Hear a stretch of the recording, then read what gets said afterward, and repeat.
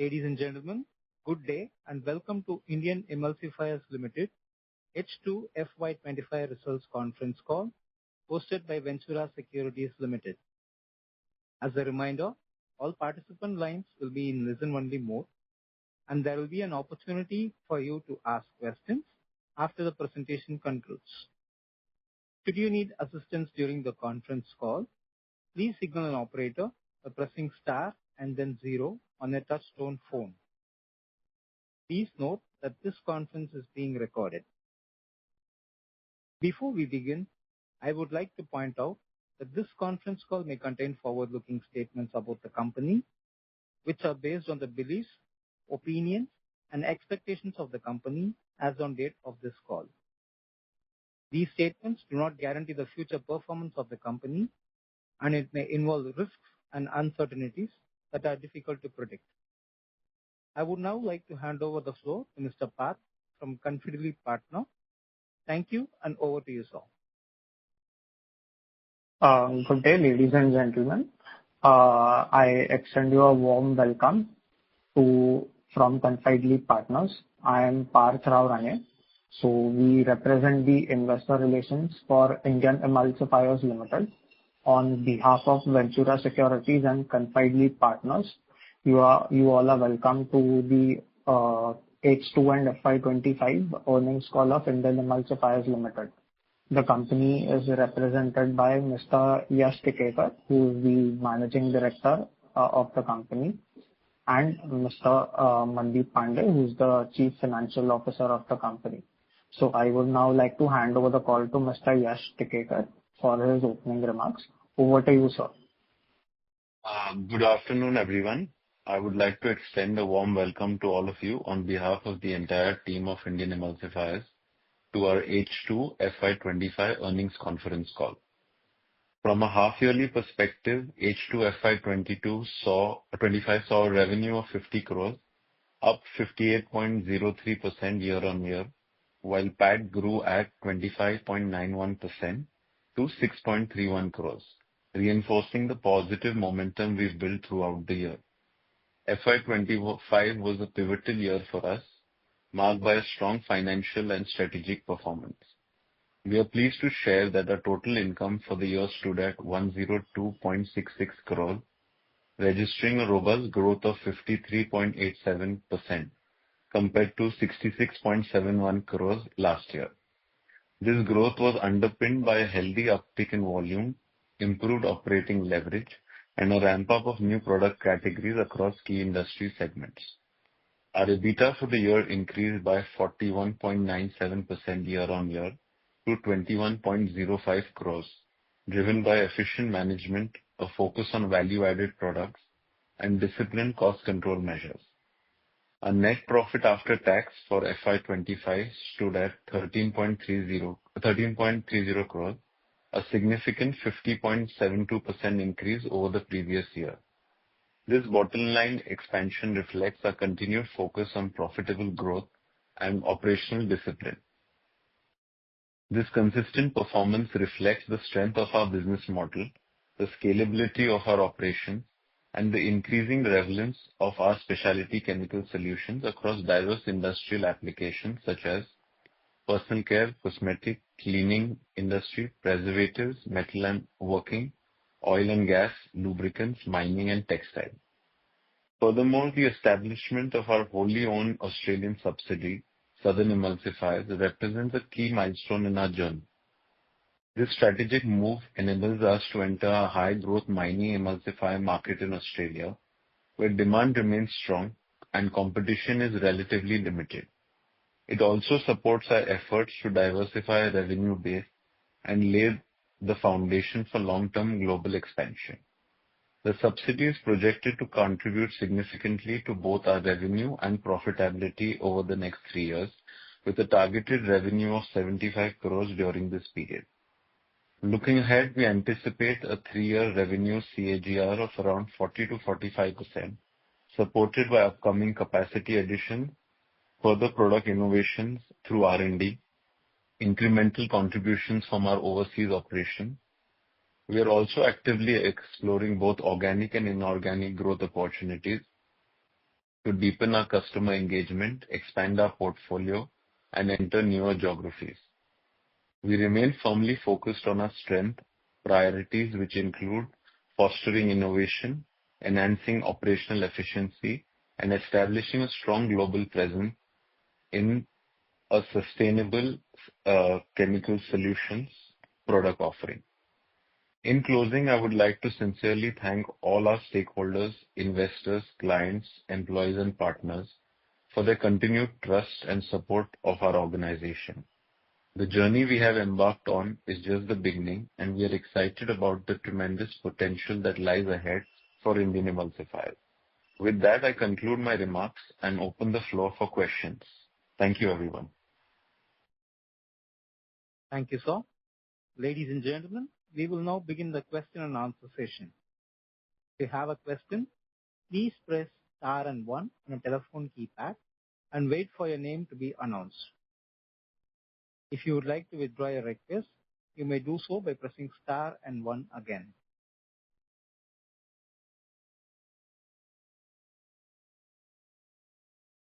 Ladies and gentlemen, to ask a question, please press star and 1 on a telephone keypad. We'll wait for a moment while the question queue assembles.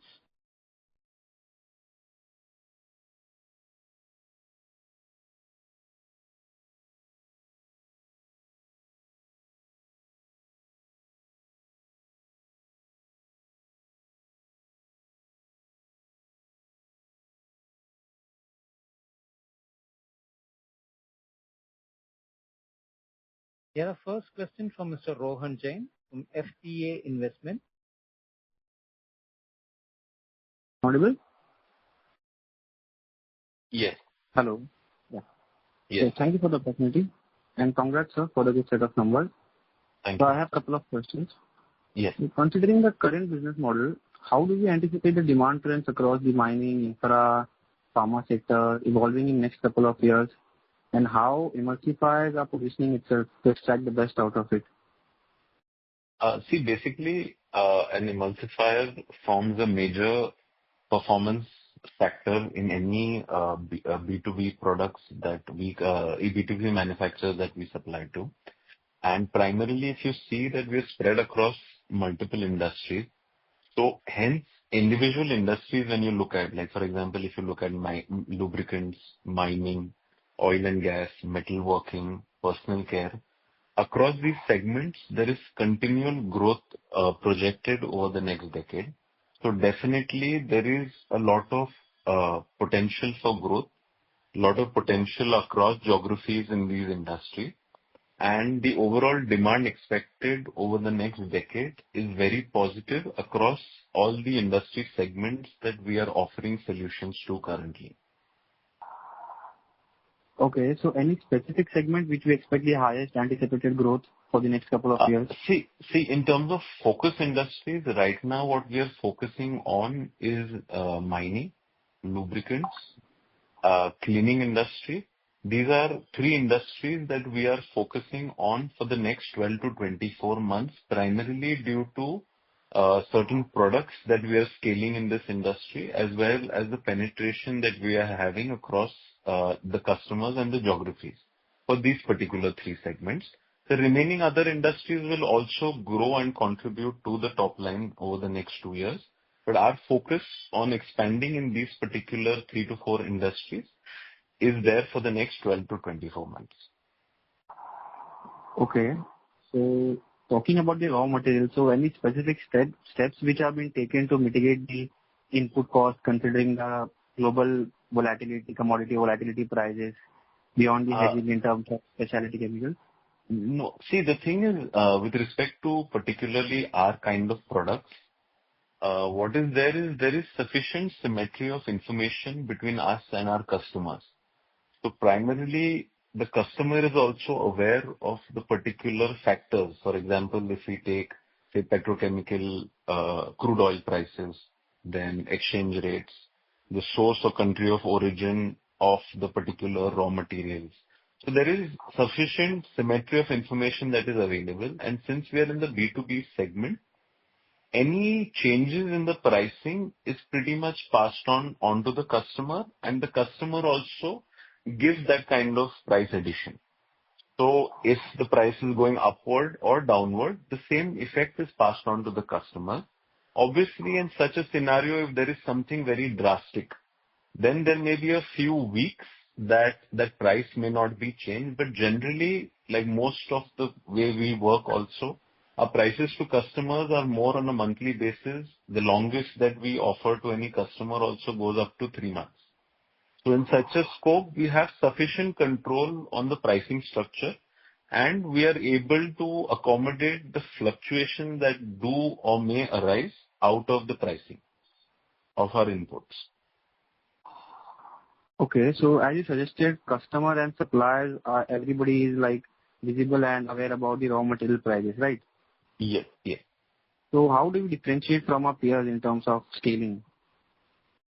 See, Like it basically, can then, yeah. no, see, I'll give an example. Like, for example, we have about 125 different products in our range.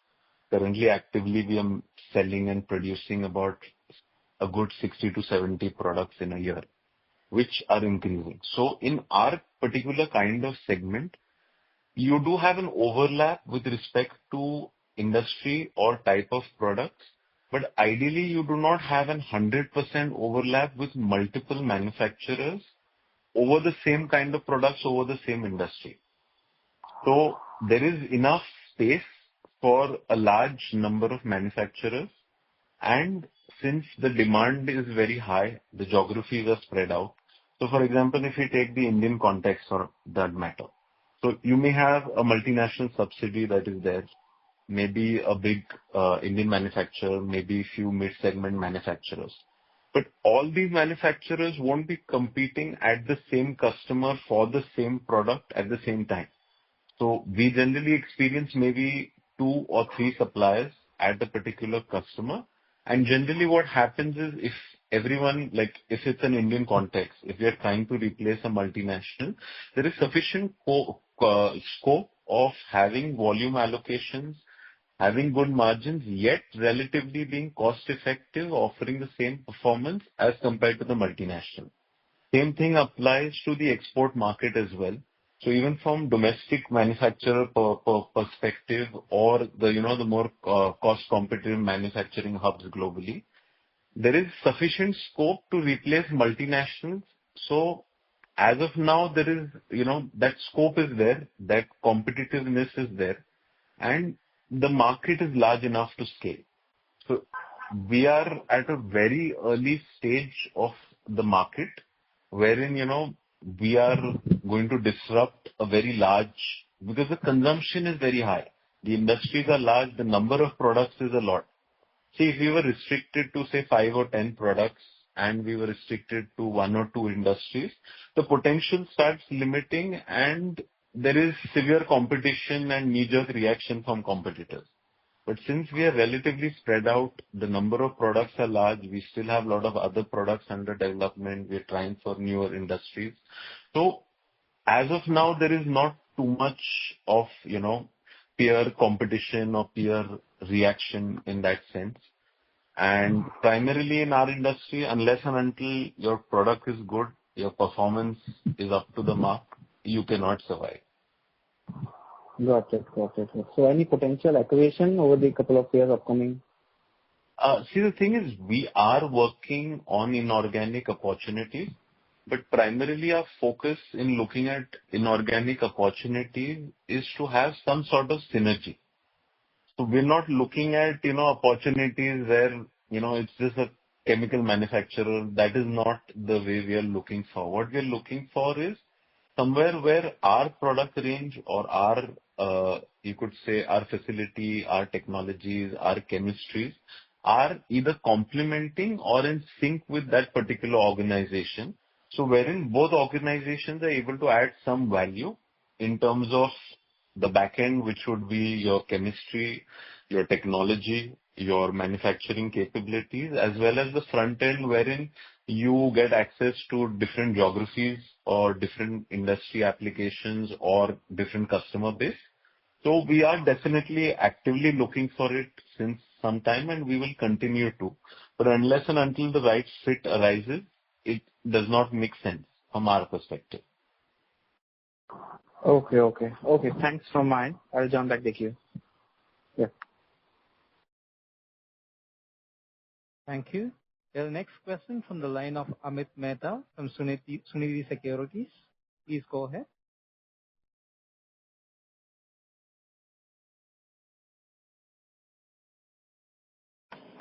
Hello. Yes. Can you hear? Yes. Yeah. Congratulations. Yes. Amit Mehta here. Thank you. Now, in the press release, you said that our current capacity in Maharashtra plant is about 7,800 tons, correct? Yes. And there is also some capex going on, so we could see that capital work in progress. So we are expanding the capacity, correct? So can you tell me, after expansion, what will be our capacity and when do you expect this new capacity to come in? See, basically, currently our capacity is about, to simplify it on a monthly basis, it's at about 650 metric tons. This is a theoretical capacity depending on the product basket that is currently on.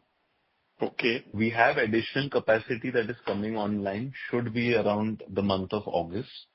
So that capacity addition would be theoretically in the range of 300 to 350 metric tons per month. So ideally, we are expanding by 50%, correct? Yeah, approximately.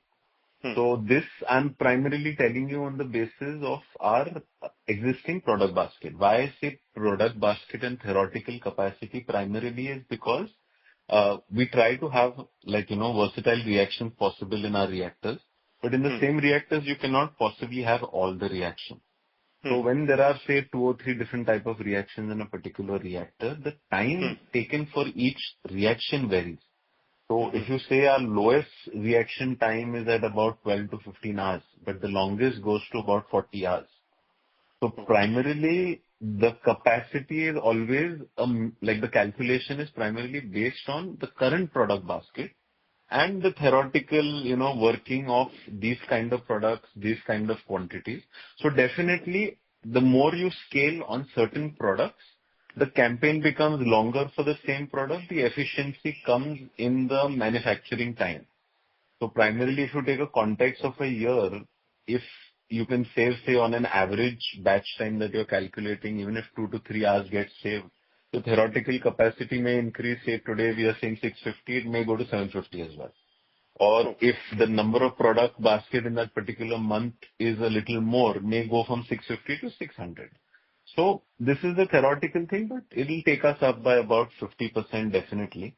And we are planning also for the following year, the capacity and everything. So that work is under process, and most probably within the next couple of months, we will take a final decision on that as well.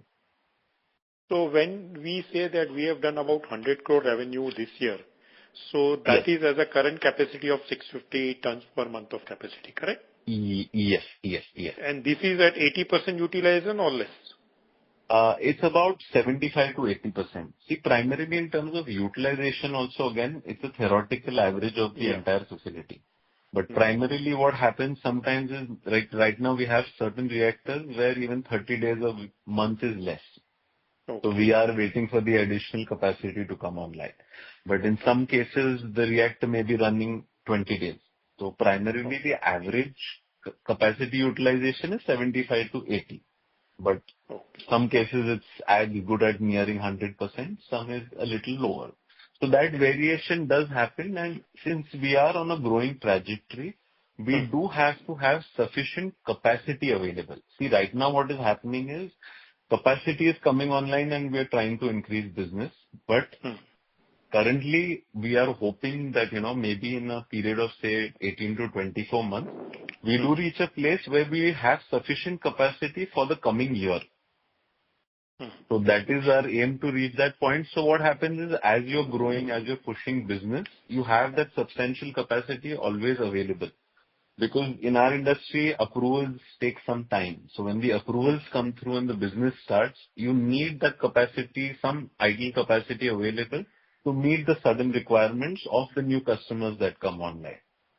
So when you say that you want to create a sufficient capacity in next 18 to 24 months, So that sufficient capacity will be 2,000 tons per month. What do you think that capacity which? See, ideally, it would be anything between, say, about 1,500-1,600 to 2,000 would be the range. Okay. So we're just working on those factors. Okay. And so that means you have given a guidance of about 40% CAGR for next 3 years. So, and you have expanded the capacity from 650 to now 1,000 tons. So that means for the current year revenue, the capacity which will come in August. So do you think that 40% I'm not including the Australian subsidiary revenue. But I'm just talking about domestic. Do you think that in a domestic facility what we have, we can grow 40% from the capacity which is coming up? Yes. That's definitely factored in. So that's how we figured out the figure. So there is sufficient, proper calculation that has gone into what we are projecting. So we have that capacity. We are improving efficiency as well. So we are doing longer campaigns of products. So that is also helping and building up the required inventory. Okay. Now, when we look at the current balance sheet, our net asset is about 20 crore. And 20 crore is giving us about 100 crore revenue. So is that a standard that if we put 1 crore of capital assets, we can generate 5 times revenue? Is that calculation correct? See, to be very honest, like that exact figure is something that, we are a new, a young company. Okay. So from that perspective, what is there is, it would definitely be in a range. But as of today, since, we've continuously had capital expenditure since the last 2.5, 3 years since the time our facility upgradation started. And continuously we have capacity coming in, we are continuously growing. So ideally, the particular question that you have, we would be in a better position, maybe 12 months to 24 months of time, to have that exact, that accurate figure in terms of that particular question. Okay. And currently we are more working capital heavy. I can see we need, because we have a multiple products, so many products and then so many raw material, intermediates and all. So our inventories are as high as about 35-40 crore and also our receivables in the range of about 30 crore. So do you think that we can reduce the working capital cycle so that, for incremental business, we do not need more working capital? See, ideally what is there is right now the inventory that is there in terms of in days, if we take, we are in the range of about 90 to 100 days that is there currently. And we are working on better optimizing and efficiently managing the inventory. So we should be looking at coming down to between 60 to 70 days this year. So there will be a good reduction of, say, about 20 to 30 days from the current FY25 figure. And primarily what is there is in the last 1 year, we had a lot of scaling on the number of products. So now what is going to happen is we are looking at increasing the number of quantum per product as well. And we are improving our campaigns wherein the smaller product quantities, we are directly keeping it in the finished stage, reducing the raw material and intermediate inventory. See, what happens is, like, if I give you an example, supposing if I start commercializing an X product, and when I start commercializing it with 1 or 2 customers, what I would do as a security would be keep more inventory in raw material and intermediates than the finished product. Because worst comes to worst, if this product does not scale the way we are looking at it, at least my raw material can be sold back. So that is, you take a more conservative approach to it. But what happens is tomorrow when I have 4 to 5 customers, they are continuously there. You know that the product is doing well and everything is stabilized. So what you do is you reduce the raw material inventory, reduce the intermediates. You maintain finished inventory efficiently for those 4 5 customers to have that buffer inventory level. So automatically that improvement does come. And in a scaling situation, that is there. But like I told you, 90, 100, say we are expecting to come down to about 60 to 70. So this will, like you can say the next 12 to 36 months, this improvement will keep happening. Okay. Now, the products which we have a different products, 125 products which we have. So it is an order base, or we manufacture off the cells and will sell? We make as per the order, or we manufacture and then sell? How does the model work? No.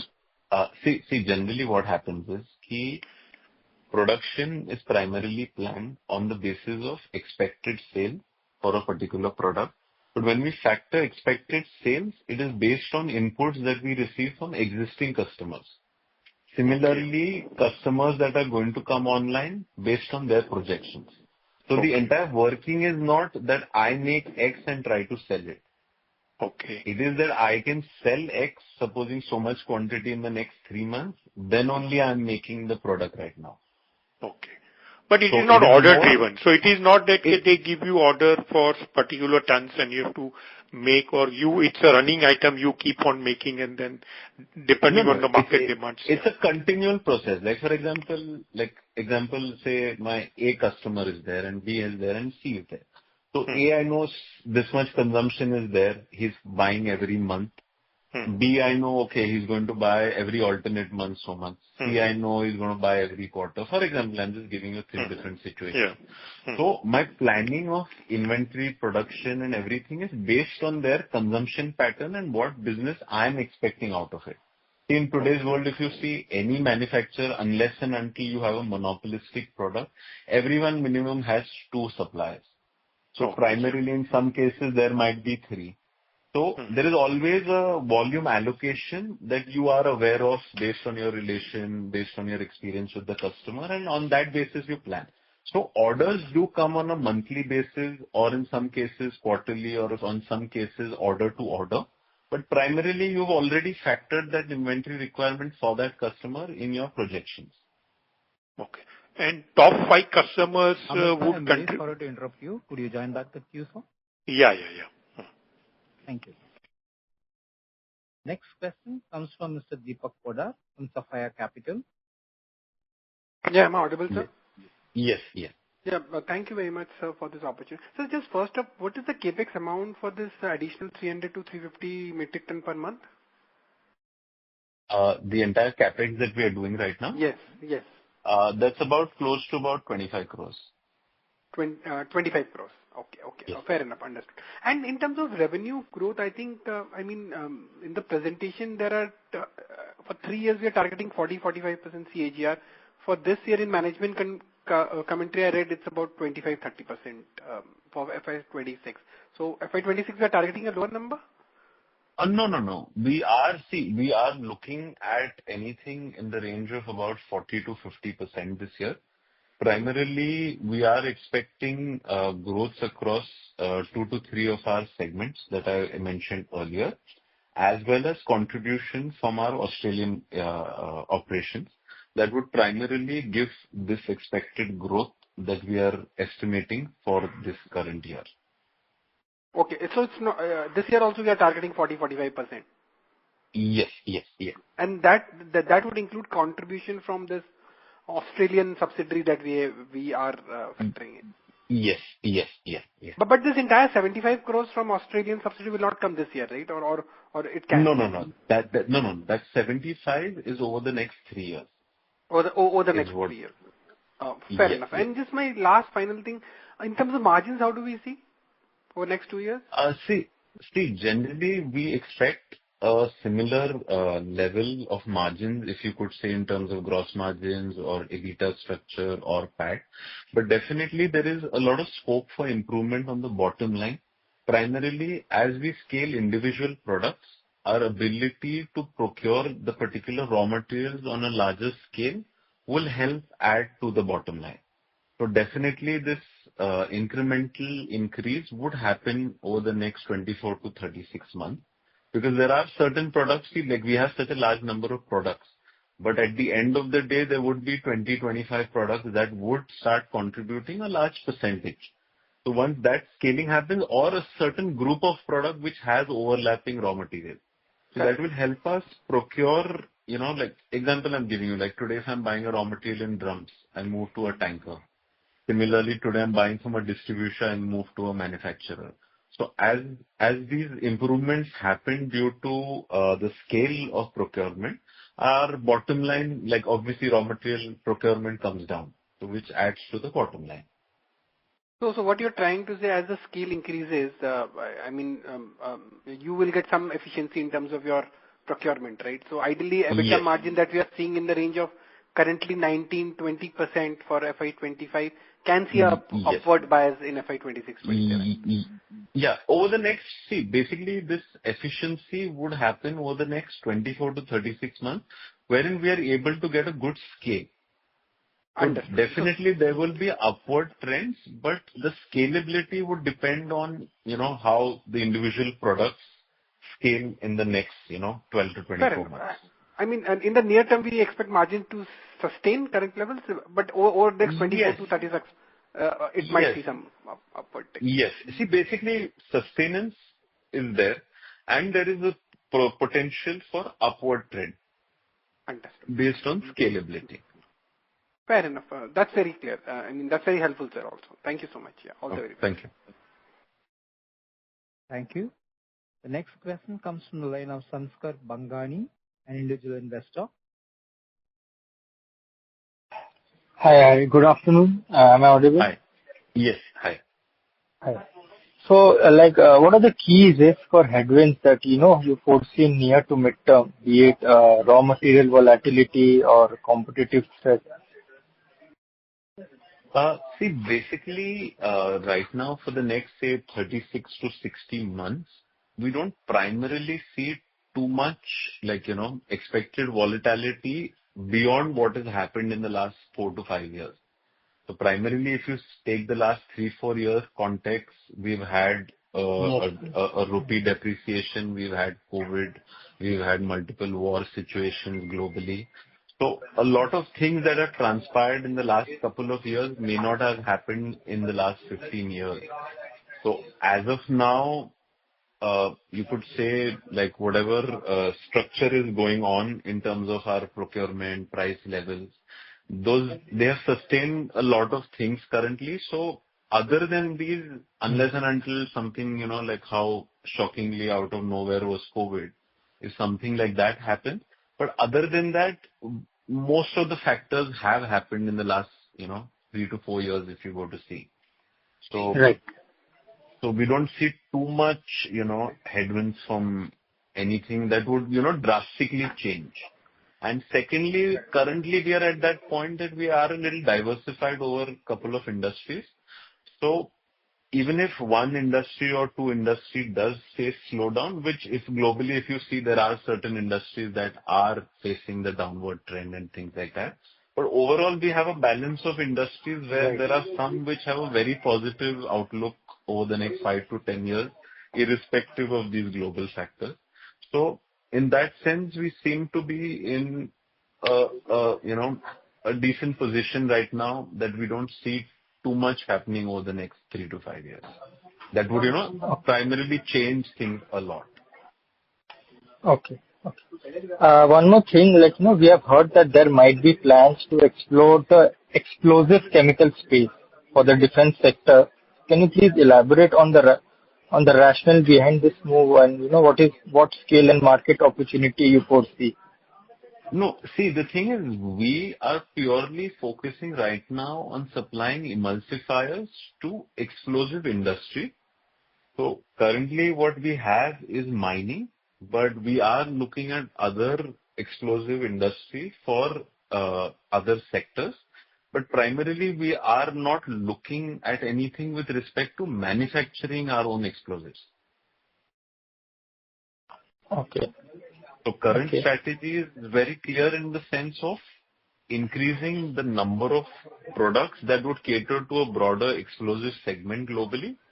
But current focus for the next 24 to 36 is definitely mining that we have been doing for some time. And we are looking at other segments as well. So there's one more segment in that related to construction explosives. Okay. So these are the segments that we are increasing towards the manufacturers that we would be supplying to. But we are not planning to get into manufacturing, at least for the next couple of years. Okay. Okay. And since, we tend to export our products to various countries, so, currently the UK-India trade deal happened. So Yes. are we going to benefit from it? What are the pros and cons? See, currently our exports, like we're not exporting majorly anything into UK. And with respect to the countries that we're exporting to currently, there aren't much trade agreements that are going to change. But the EU-India trade agreement is something that we look forward to because there are certain businesses that we are looking at, increasing either with a certain customer or new businesses in Europe. So if that trade deal goes through and there are good incentives on both sides, so that is something that would definitely benefit the company. Okay. Okay. Makes sense. Okay. Thank you. Thanks. Thank you. Ladies and gentlemen, if you have a question, please press star and 1 on a telephone keypad and wait for your name to be announced.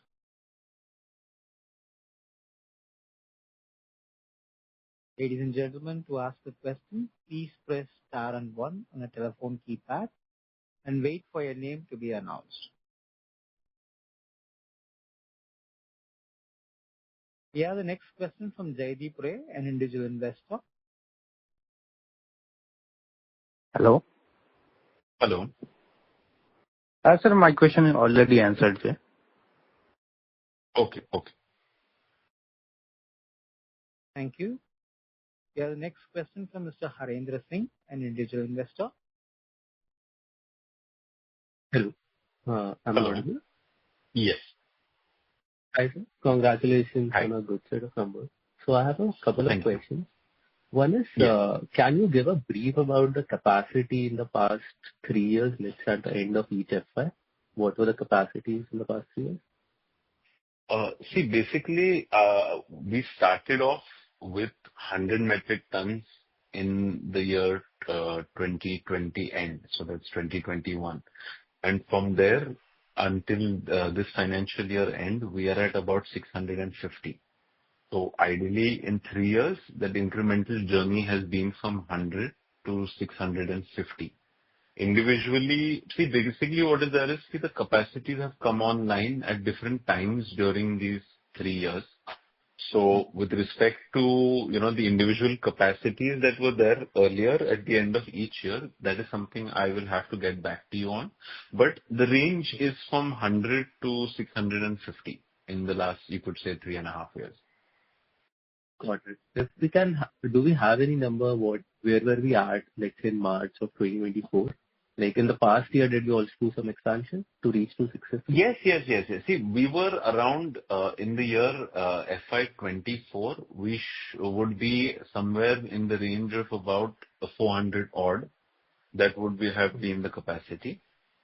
And the year before that would be somewhere in the range of around 250 to 300. Approximately, these are like estimate figures. Got it. And sir, currently all of our revenues are coming from goods that we manufacture on our own, or is there some trading component to it as well? No, from our entire range of products that we make. See, basically in our kind of products that we make, we have certain single stage products, certain two-stage products, certain formulated products. So pretty much in all the products, there is always value addition that is happening across the chain. And in some, there are few products that we make formulated where there are 6-7 bases also produced by us itself. Got it. Yeah, that answers my question. Thank you. Thank you. We have the next question from Rohan Kamath from Tiger Assets. Repeat the question. Yes, sir. Thank you for the opportunity. Sir, I want to know that what specific ECG initiative has the IAL implemented within its manufacturing process, particularly in relation to effluent treatment and emission control? Basically, I'll give you a background with respect to, we are located in an MIDC called Lote Parshuram, which is in Ratnagiri district. Now, with respect to the effluent that we have an effluent treatment plant that treats the effluent from primary, secondary, and tertiary stage. So primarily, our final output that is there comes down to the norms that have been prescribed by the Maharashtra Pollution Control Board. And after that, effluent that is there, the final treated effluent, is sent to the common effluent treatment plant, which is there in the Lote MIDC, in the MIDC area. So they have that proper piping that is there to the CATP, and it is controlled, monitored. They have the monitors in place, and that's how the final discharge happens. And with respect to our boilers, we are using biofuel and CNG. So with respect to air pollution, it is very negligible because we are trying to use the most cleanest possible option that is there currently available for us. Okay, sir, I want to know that given a year started goal of achieving 40 to 45% CAGR in revenue over the next 3 years, what are the top 3 strategic levers the company is prioritizing to meet the growth target? Basically, you could say a lot of legwork for the projected and estimated growth that we have over the next 24 to 36 months primarily comes from 3 places. One is we have been developing, our R&D teams have been working on multiple product solutions for the different industry verticals that we are in. Secondly, we are trying to access more geographies, whether it is domestic or internationally. And we are working on few new verticals in terms of industries for which our products are in development. So all these multiple factors would contribute to this growth that we are projecting. Okay, thank you, sir. I'll come in the queue. Thank you. Well, the next question from Moksha Anka from Adam Capital. Hello. I wanted to understand the competitive intensity for your specific product line. Could you give some color on that? And are you the only supplier to your customers, or? Ideally what is there is, like I had explained earlier, in our industry, if you take, say, domestic context, you would have maybe a multinational subsidiary, a big Indian manufacturer, maybe some mid-segment Indian manufacturer. But with respect to the customers or the industry that we are catering to, no place there would be a competition of maybe more than 2 or 3 suppliers. So primarily we do not have excessive competition like 5 or 10 people trying to, get the same business. Similarly, from an export context, it becomes a little more lesser. So you may have 2, you may have 3, similar range itself. So we are anyways not focusing on entering customers or segments or type of products to particular industries wherein, the product has been heavily commoditized. So there has to be some value addition that has to be there from the product. There has to be some performance parameter that needs to be there in the product. Otherwise, there are a lot of, semi-commodity specialty chemicals that we can produce or we can sell. But primarily, we're not getting into it because that is, a very different game. It contributes to your top line, but the bottom line does not work out because it's, too commoditized. So that is the segment of business that we're not looking at. But existing business that we are working on, it is competitive, but it's not heavily competitive, or there are not too many people vying for the same business. Okay, and could you please help me understand some history about your company? Because I think you are established in 2021. And what gives us the right to win because we are newly established and we're getting into such niche things. So, primarily what is there, in terms of an industry like any industry that we cater to, what happens is, what is key important factor is that your technical team, your product, your cost efficiency of the offering, and at the end of the day, your sales team, your market relation that is there. So since in each of these stages, we have team that is good, they come from the industry, they have experience. So that is where it becomes possible to achieve these results. So ideally, the contributing factor would be the team members and their years of experience in the particular field. Okay. And our competitors would be much established players, right? Yes, definitely. Like if you take the average vintage, multinationals aside, domestically also, vintage would be anything between 15 to 25 years. Okay. So since they have a much better experience, so why would they give orders to a relatively new guy? Any kind of basically what happens is today our performance standard in the industry is set by maybe one or two multinationals globally in terms of product performance. And today, product performance, your R&D or your technology primarily defines the product. So it has nothing to do with vintage. So in our industry, there are some smaller level manufacturers which may be even 30, 40 years old. But as of today, the performance of the product may not be 100% equivalent to a multinational. It may be a 95, 92, 90. So today, anything that is on a molecular, not a molecular, but on a performance level, anything upward of 98 to 99%, similar to what the benchmark for that particular kind of product and performance would be. If you can achieve that, and you are going to be cost effective as well. And definitely in each, like you could say a particular manufacturer, there are always multiple issues that are there. So see, the way of getting in to a customer primarily comes down from either cost effectiveness if you're working against a multinational. If you're working against an Indian manufacturer, so there would be gaps in terms of either his supply, his customer engagement, maybe some value addition such as lower lead times for the customer. So there are multiple factors on which you can enter a customer. So it's not predetermined, but at the end of the day, for everything, your product performance is critical. So today, even if we are 5 years old or we were 15, if that product performance and the cost effectiveness is not there, you cannot sustain. So even if you're 30 years old today and if your product is not continuously developed to meet more cost efficient pricing, you are out of the market anyway.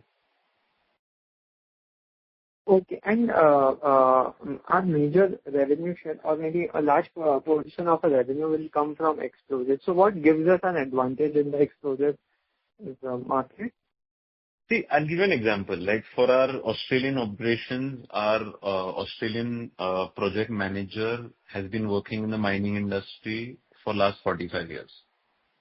He's headed a division for a multinational organization in his past role. Similarly, my technical salesperson is based out of South Africa. He's a PhD in mining technology. So he has worked with a couple of multinationals in the past. His experience is also good 40 odd years.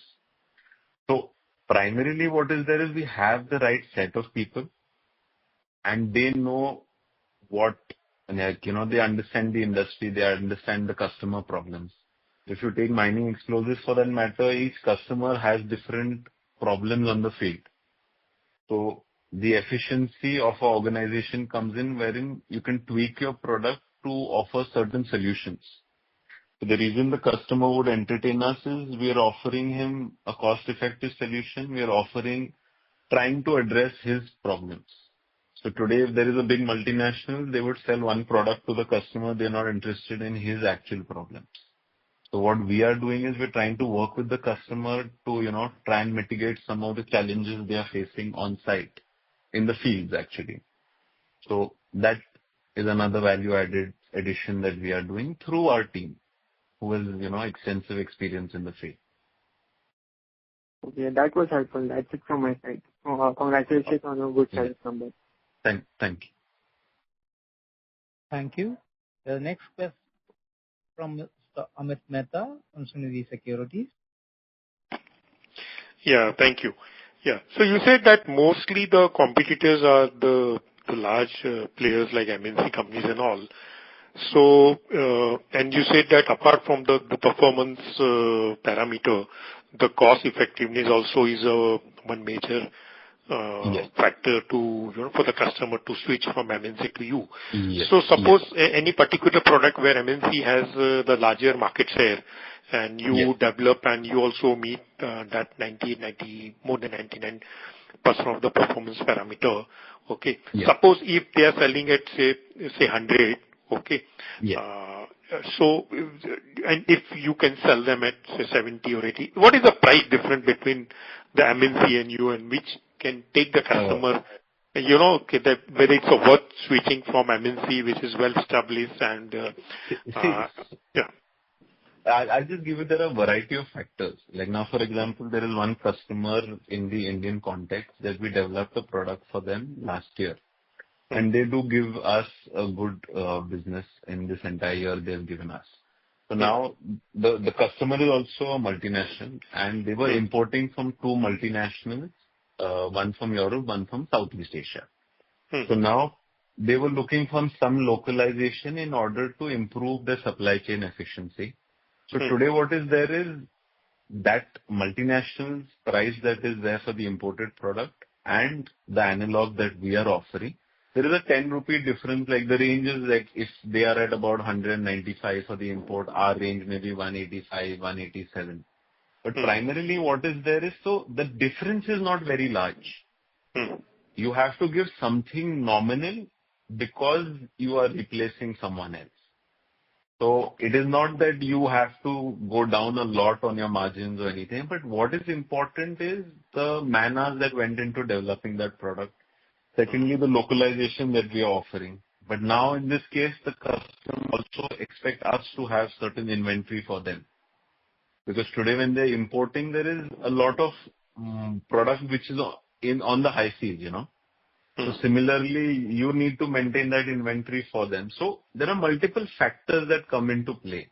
So it's not that, you're like, inka is like, this is 100 and you have to give it 80 or, that sort of a thing. The incremental reduction it's quite, like, nominal, you could say in that sense. So we directly sell to the customer, or we sell through the dealer or distributor or the general trade, or it's a mix of both? It's a mix of multiple channels. See, basically what happens is for the key customers, we prefer doing direct sales. In certain industry, we do only direct sales. In other places, we do work through distribution channels as well. In certain industries, we do work certain products through trading channels as well. So primarily what is there is for the lower segment of the market, like if you would say if a market is A, B, C, D. So A and B, ideally we would like to look at it on our own. C and D is where we would like to approach through someone else, because what happens is the resources to cater to that market is you have a larger number of customers. So you require, a larger sales team, but the margins are a little lower because as you move down the chain, the cost competitiveness starts increasing more. So the product performance and quality starts diluting as you move down the chain. But so those kind of markets, it is better to cater through someone. You obviously have a little lesser that you make, but definitely your payments are more secured. It is more easier to, cater to that particular segment. Okay. So out of this 100 crore annual revenue which we do, what is the mix of direct sale and indirect sale? Which is more? Approximately.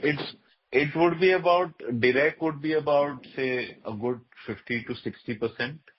And the indirect would be about the balance. So it keeps fluctuating, but the range would, like 50. More or less equally.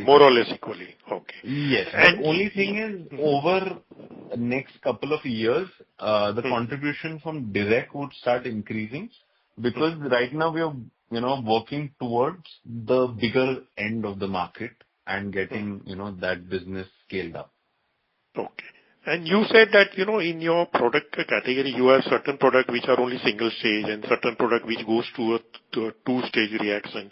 And, or you also have some formulated product. So does that get formulated will have higher margin and single stage will have a lower margin?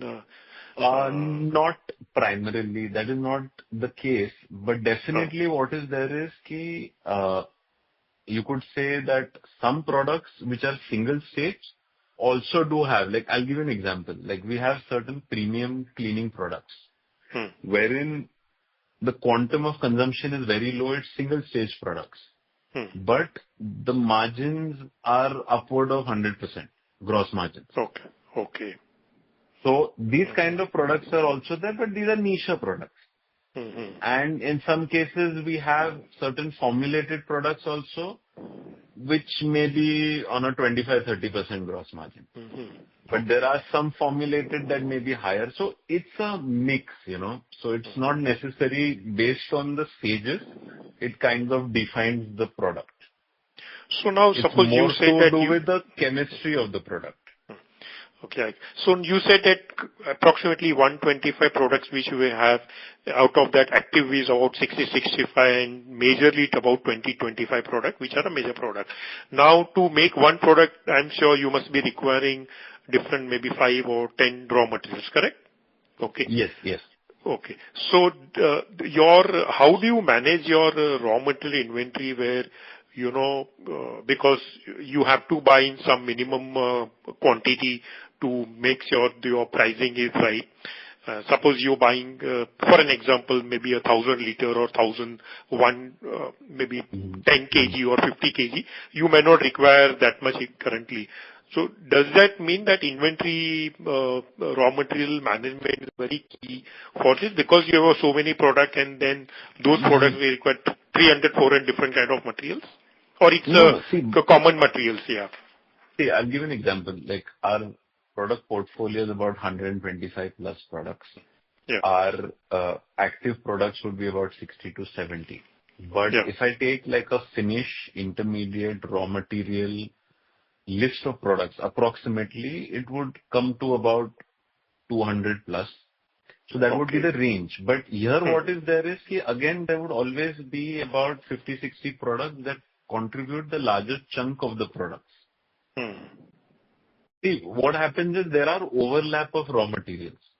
So I may have, say, 8 to 10 products, but there may be few raw materials that are overlapping in those products.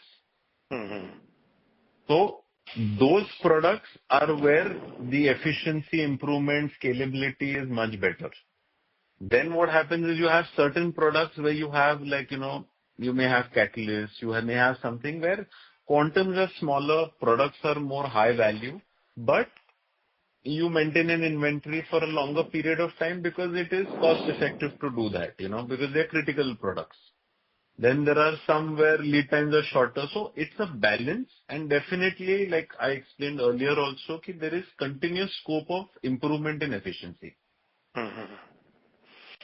Okay. And sir, on Australia side, how much capex we are doing in this Southern Emulsifiers subsidiary company?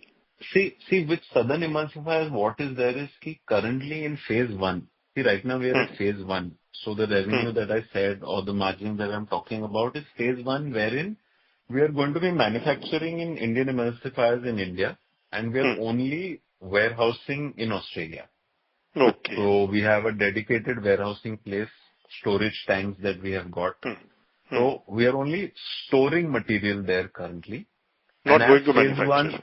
No, that's only. In phase 1, we are not manufacturing. In phase 2, definitely, because we have a particular threshold on business over there that we have set. So once we reach that threshold of business, then definitely we'll move to phase 2. Okay. So you said that 75 crore in 3 years, so assume 25 crore in a year. So initially till you make 25 crore in a year, you will continue to manufacture in India and then send it to... See, the 75 crores that we are seeing over the next 3 years, primarily that that covers phase 1 with a slight overlap with phase 2. So phase 2 may start anywhere between 24 months to maybe 36 months. Okay. And that is 100% subsidiary or it's you have a joint venture? No, it's 100% subsidiary. And the person you said, the project manager, is a local Australian person or Indian person? No, local Australian person. Local Australian. So he'll get some fixed plus commission on what he sells, correct? No, it's a structured package. So. Okay. So this year, out of this, assuming you do say 150, that is what your guidance, 45% growth. So out of that, about 20-25 you expect from Australia, or maybe less? See, the thing is, our field trials are currently in the final stages at the key customers that we are working with right now. So the contribution from there would be anything in a range of about 15 to 25%. So that range is there. And see, so the guidance that we have given, the estimation that is there, that is the range of 40 to 45%. That is primarily on multiple, growth parameters that are there. So it's not dependent only on one. So definitely it's a mix of multiple things. So that's how the entire working is there. Okay. And our top 5 customers would be contributing more, or we have multiple customers, small customer, or how does it concentration of the customers? See, concentration would be, say, for example, if we take a number of, say, 50. So there would be about, say, a good 15 to 20 or maybe 25 that would contribute a good 60 to 65, that kind of a range. And then you would have 30, 35 contributing to, say, about 30, 35% sort of a thing. So it's quite, you could say, put it the other way around, no one customer would contribute more than 10%. Okay. So top 5 customer will be less than 25%, correct? Yeah, approximately. Okay. Yeah, thank you. Yeah. Thank you. The next question comes from Kamal Jeswani from U First Capital. Yeah, hi. Thank you for taking the question, and congratulations on good set of numbers. Thank you. I wanted to know regarding the margins. I joined the call late. I'm not too sure whether this was answered. Yes. Margins have dropped in spite of turnover going up. So what could be the reason behind this? See, if you see the change in margin that is there, it is quite it's a marginal change that is there, and primarily that is factored to certain changes in raw material pricing that has happened during the course of the year. So if you see during the course of last year, there have been multiple global events that have had certain changes. So if you see the in a percentage wise, see on a EBITDA level also, if you see there is about a 1% difference. On a PAT level, it is in points that is there. So that small difference has happened due to multiple factors that have arisen. So from that context, if you put into that factor, those the marginal differences that are there are relatively, you could say, within the realm of control that is there. Okay. So going forward, will the margin be similar to what we saw last year? No. See, from the bottom line perspective, we do have a lot of upward potential with respect to scalability on our input costs with respect to our raw materials. So we are focusing on scaling certain products, and automatically the more efficiency we bring into the scaled products, the raw material procurement, we have better scope of reducing our cost of procurement there. So that will definitely add certain upward trend to the bottom line over the next 24 to 36 months. Okay, but I read that the Australian subsidiary initially will have 10 to 15% margin, so I guess they will also drag the margin down. So no. See, that margin, that margin is for phase 1, wherein primarily the product is being produced by Indian emulsifiers. So that would be an additional margin that is being created by that subsidiary for the value-added services it would be providing in that market. So the margin that Indian emulsifier would be making, that would continue. So that would be how much? I mean, let's say exporting to Australia. See, for example, if today a gross margin is, say, at 30%, so if we put in the Indian and the Australian context, there is a scope for final customer price gross margin going upward to, say, about 45% plus, 40 to 45%. Okay. Okay. So margins won't be impacted. Yes. So the 10 to 15 is a value addition that is getting provided because today you are providing additional, services to the customer there. So in the form of logistics, delivered rates, tanker movement, maintenance of inventory and variety of other factors. Okay. So basically margins are getting enhanced with the Australian sales coming in. Yes. Because what is happening is we're catering to a newer market and we're trying to, tap into a more, advanced solution market. So that's why we have technical services people that we are hired. So there would definitely be more value addition to that customer business. Got it. And final question regarding this, I've seen your company is into a lot of mining, and that's why probably Australia is a chosen destination also. Yes. But have you also thought of, because we are making explosives, can these explosives be used in defense? See, the thing is, we primarily manufacture emulsifiers that are used by explosive manufacturers. Right. So we are not making the explosives. The mining explosives manufacturers are our customers. Right. So we are definitely moving for products are under development stage to cater to other explosive manufacturers other than mining.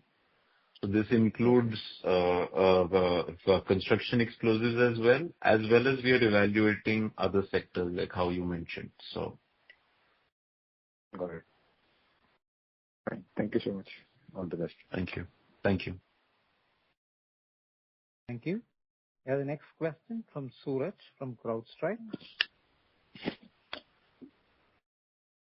Hello. Am I audible? Hello. Yes.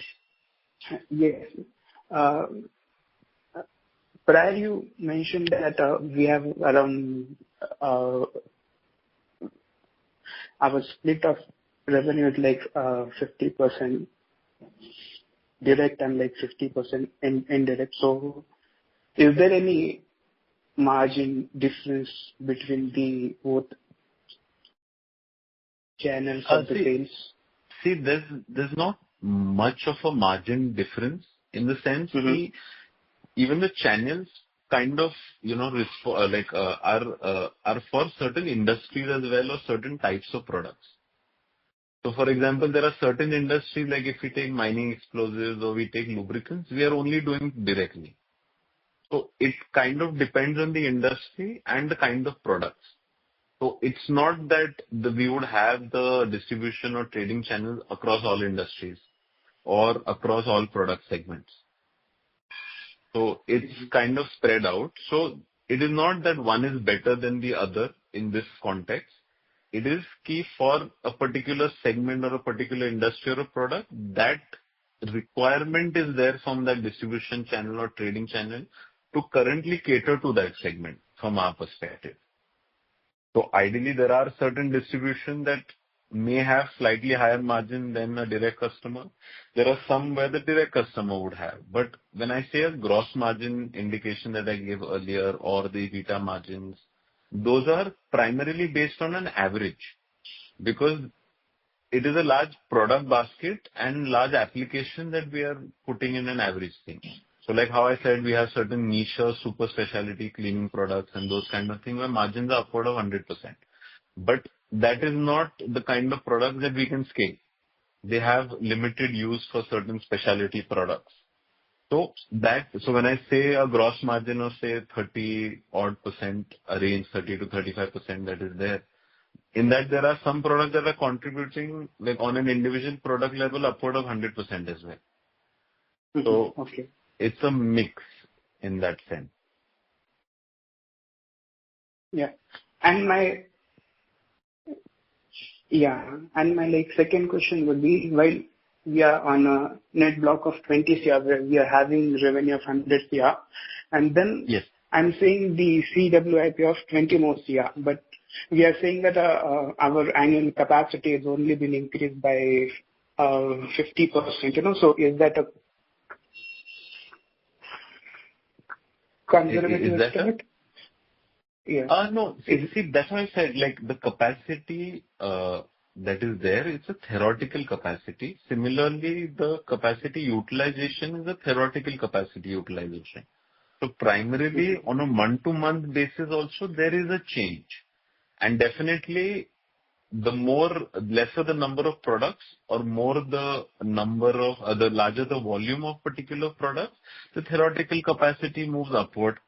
Similarly, if the number of products increases, the theoretical capacity again changes. So it's on a month-to-month basis, but definitely there would be more efficiency in that as well that would be coming. Because see, now the newer capacity that would come in will get us to a certain scale, and we have certain other plans for capacity expansion also for the next 24 to 36 months.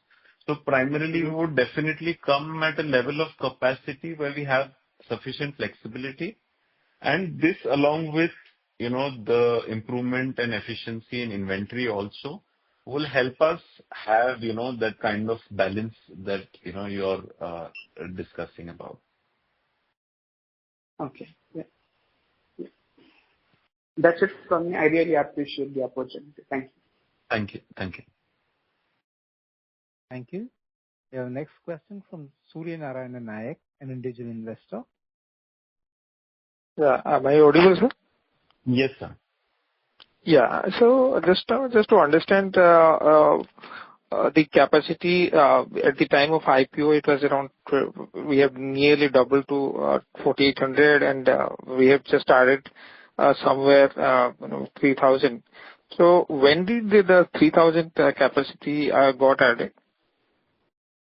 No, see, basically what has happened is we progressively had capacity coming online. So in the course of the financial year of 25 also, we had capacity that came online in 2 stages. So and the DRHP figures that you are referring to are from a period that is from financial year 24. So if you take the entire, there has been about 14 to 18 months from then till today. So that incremental capacity has come on in phases in that period. So from 400 to 650 per month, you are saying, it has come periodically. Yes. But you can't, if you can give at least the milestone, additions from months, particular months. Yeah. See, individual month-wise, I'll not be able to give you offhand right now.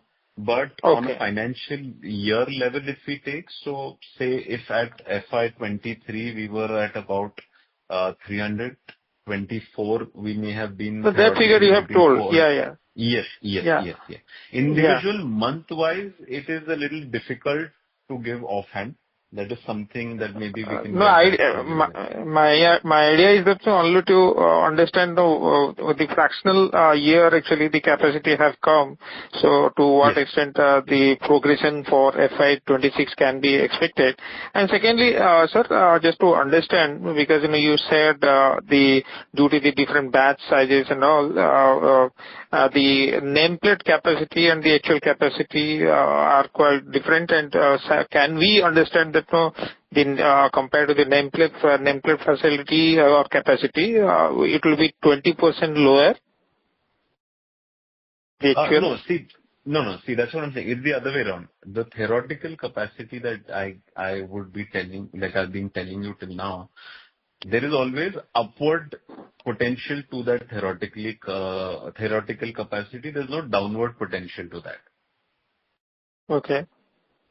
So suppose you get, let's say, mining as a big order and continuously sustain, then your theoretical capacity, your actual capacity may inch closer to the theoretical capacity. No. My theoretical, the actual capacity would increase compared to the theoretical capacity. See, the theoretical capacity that I'm giving you is based on a larger product basket. So as the product basket reduces or the quantum of products in the basket increase, the actual capacity will increase beyond the theoretical capacity. Oh, okay. So the more the scaling, the better the availability of capacity. Okay. I mean, but the batch change in the batches will not affect the actual utilization? No, see, that's what I'm saying. The more the quantum of a particular product that is produced, lesser is the downtime in terms of changeover of the campaign, lesser the downtime in washing. So automatically there is more efficiency to the batch hours. So example, I'll give you if supposing... And you are actually planning to have a capacity maybe after the current capacity addition of around 300 to 350 somewhere in August. So you are basically eyeing for around 50% rise in the capacity in next maybe couple of 1 to 2 years. So that could be entailing around 50 crores of capex? Yeah. See, it would be... offhand, I will not be able to give you a guidance on the expected, but it would be, see, right now what is there is we are going to have to start with, for the additional capacity beyond whatever is coming online, we are going to have to look at additional land and starting from the ground up. So that would definitely have. See, right now what has happened is capacity that has gone from 400 to 650, 650 to 950. It has not had any additional land.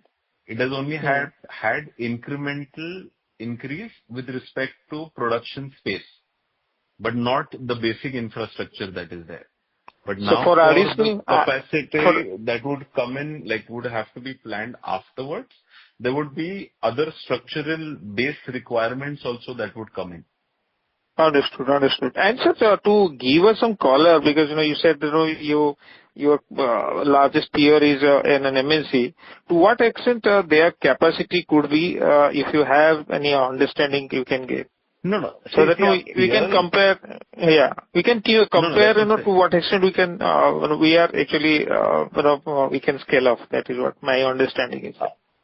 See, from the kind of products that are there, multinationals have hundreds of products in their portfolio with multiple manufacturing facilities. But on the Indian context also, there are mid-level manufacturers that are there. There are some which are unlisted. There are some which are listed. But primarily, just to give you context today, that even if we take X product of ours as of today, I would not even be catering to, say, 0.1% of the global market for that product.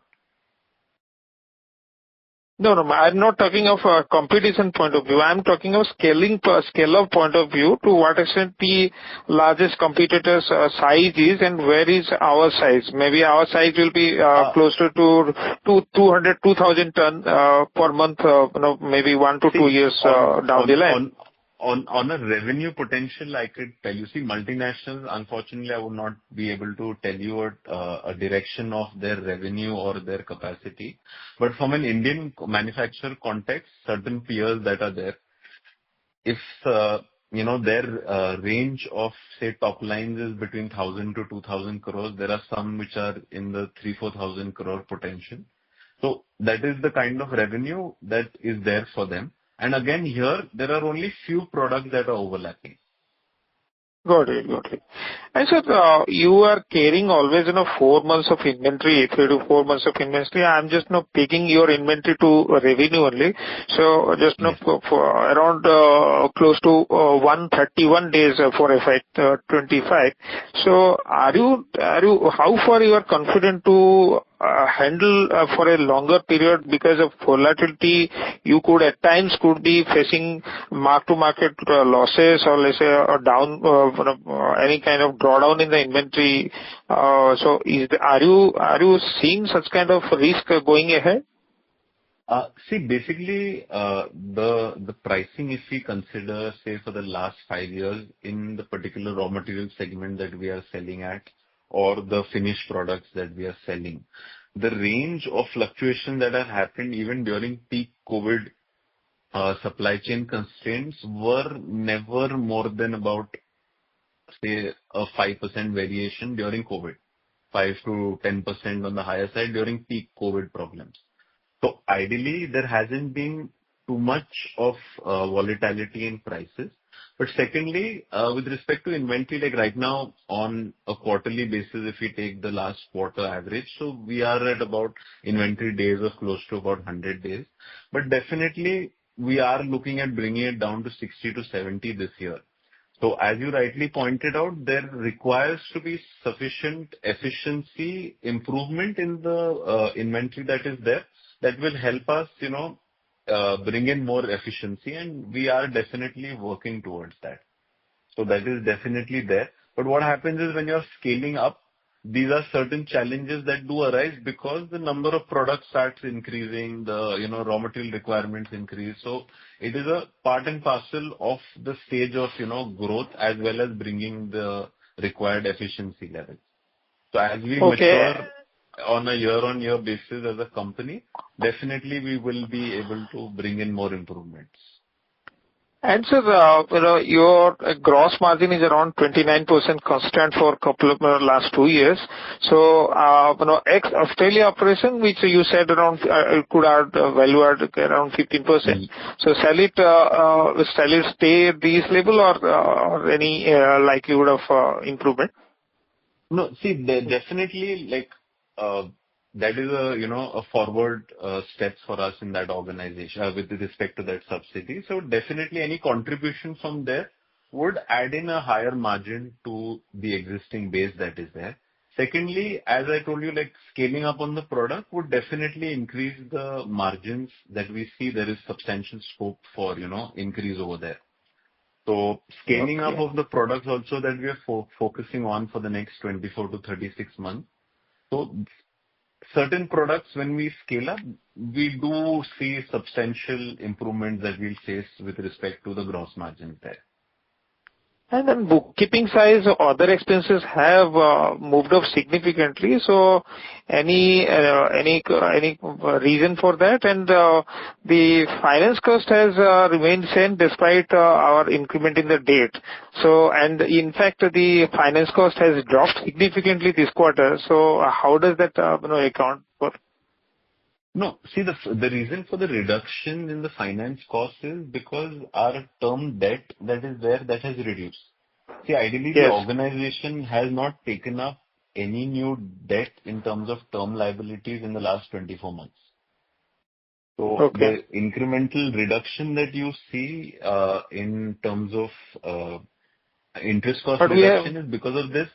Because the company has not taken up more debt. The funding of the capital expenditure that took place as well as the working capital requirements of the organization in the last 24 months primarily were met through equity. So that's why there is a reduction in the interest. But short-term debt has also increased and long-term debt reduced by 6.5, but short-term also increased by 8.45 crores. Yes. See, the short-term debt that has increased, that is primarily for meeting working capital requirements. Correct. So what is the reason that I just wanted to coming to the interest part of it. So one is the term liability going down, reducing the interest component as well. And secondly, what is there is the short-term debt that we are using is more structured right now, and the interest rates are more favorable compared to what they were, say, 24 to 36 months ago. So ideally, one of the impact that you are asking is even though short-term debt has increased, why is the interest going down? So that was also one of the impacts that has been accounted over there. Shall you be paying off this long-term debt completely this year, 6.75? See, ideally what is there is we are focusing the cash generation that we are having on the expansion requirements that the organization would meet. So it is easily possible for the company to pay out those term liabilities because they're not very large in size. But the idea is that since the company is easily able to service those debt without having too much of pressure on the company, but we would prefer using the cash that is generated towards capital expenditure that would support the growth that we expect for the coming years. So that incremental capital expenditure and investment in the operations on a year-on-year basis would be critical to the company's growth and, continual requirement of capacity, capital structure that is required. So we are focusing that, the fund utilization to be more focused towards the growth part of it, the requirement of growth. Understood. And sir, your payable days has reduced by nearly half. So does it contribute? Has it contributed to material procurement cost? See, basically what is there, there are two things. One, the figure that is there, that is particularly for that day itself, like 31st March. But during the course of it, our credit, you could say the procurement on credit is on a similar level. But in some places, what happens is if we are able to pay and get a better rate on procurement, we have been going in for that. So what happens is today, if you're making advance payment or upfront payment for a particular product, you definitely get a much better rate than taking it on, say, 30 days, 45 days, 60 days credit. So wherever possible that, we can get better rates, we have been, paying upfront and getting the better rates for the procurement. So you are working on 3 shifts basis or 2 shifts at the moment? 3 shifts, 24 hours in 3 shifts. See, primarily, like I told you, our average, our product cycles vary from 12 hours to 42 hours. So it's a continuous, once the batch starts, it is a continuous process. So our weekly holiday is on Mondays, but other than that, from Tuesday to Sunday, the factory runs 24 hours. And in which part of the year you go for maintenance shutdown? See, generally what is there is regular maintenance and preventive maintenance happens every Monday, which is the weekly holiday. So ours is not a continuous plant. See, generally what happens is a shutdown period for a larger period of time is required for a continuous plant. Ours is a batch process. Since we have multiple products, there are campaigns and there is changeover of products. So for a batch process facility, we don't require that kind of a thing unless and until there is a breakdown. But since we are a young company, we have proper preventive maintenance that is taking place. We've so far not experienced any major breakdown, nor do we foresee anything, at least in the next coming years. And sir, in the course of securing the order, certain small size order you could be rejecting because it may not be suitable or aligned to your production planning. Am I right, sir? See, generally what is there now, we have a concept of a MOQ for products that we have in place. So primarily that particular MOQ for a particular product is there. So generally, and which is a fair quantity, like our MOQ for a product is 1 ton. So it's not a very small or a large quantity. So which is fair. Anything beyond that, what happens is, unless and until it's a regular product that we have in inventory, producing for, say, 100, 200 kgs or 500 kg customer, ideally it does not make, economic sense. Got it. Thank you, sir. Thank you for giving opportunity and wish you all the best. Thank you. Thank you. We have a follow-up question from Moksha Anka from Adam Capital. Hello, could you just give a sense of what were the gross margins for FY25 and 24? Our gross margin was approximately, our range is about 30% that was there in terms of both the years. Okay, so do you, for the next 2-3 years, is the gross margin going to be in that range? Our gross margin, like I told you, we are working on, improving our procurement prices. So there would definitely be an upward trend. It's just that, we can't exactly pinpoint what frame, but definitely in the next 24 to 36 months, we will have an upward trend on our gross margin. Okay. That's it from my side. Thank you for all your clarification. Thanks. Thank you. That was the last question for the day. Now I hand over the floor to the management for closing comments. Hello. Yeah. So I'd sincerely like to thank everyone for being a part of our first earning call this year. And we would like to always thank all our stakeholders, investors, clients, employees, and all our partners for their continued trust and support in our organization.